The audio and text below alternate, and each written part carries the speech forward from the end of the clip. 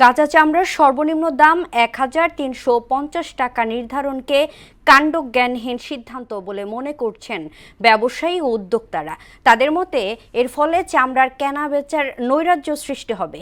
খাত সংশ্লিষ্টরা বলছেন, দাম পণ্য নির্ধারণ সহ বাজার সম্প্রসারণের উদ্যোগ না নিয়ে উল্টো পথে হাঁটছে সরকার। চামড়া শিল্প নিয়ে রেজা খানের ৩ পর্বের ধারাবাহিক প্রতিবেদনের আজ প্রথম কিস্তি। সারা বিশ্বে কমছে চামড়ার ব্যবহার। জুতাসহ বিভিন্ন পণ্য তৈরিতে বর্তমানে ৯৫% ব্যবহার হচ্ছে সিনথেটিক, অর্থাৎ চামড়ার ব্যবহার মাত্র ৫%।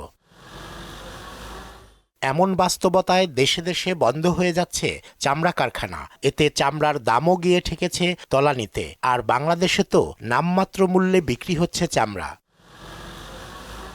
ঈদুল আজহা উপলক্ষে এবার রাজধানীতে কাঁচা চামড়ার সর্বনিম্ন দাম ১,৩৫০ টাকা নির্ধারণ করে দেয় সরকার, আর ঢাকার বাইরে তা ১,১৫০ টাকা। পূর্ণ একটা চামড়ার দাম মিনিমাম ১৩৫০ টাকা ঢাকার ভিতরে এবং ১১৫০ টাকা ঢাকার বাইরে, এবং এটা আমরা লবণযুক্ত চামড়ার ক্ষেত্রেই কথাটা বলছি।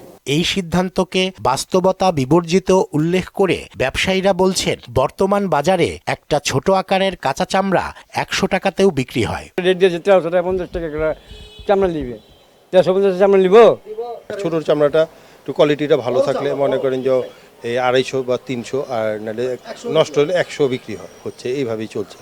চামড়ার অস্বাভাবিক দাম নির্ধারণে এবার কেনা বেচায় অরাজকতা তৈরি হবে বলে জানান তারা। তারা উল্টা রেট দিচ্ছে, ১৩০০ টাকা রেট দিছে। আরে বড় চামড়া তো একটা ৫ লাখ টাকা গরু তো ১৩০০ টাকা বিক্রি হবে না।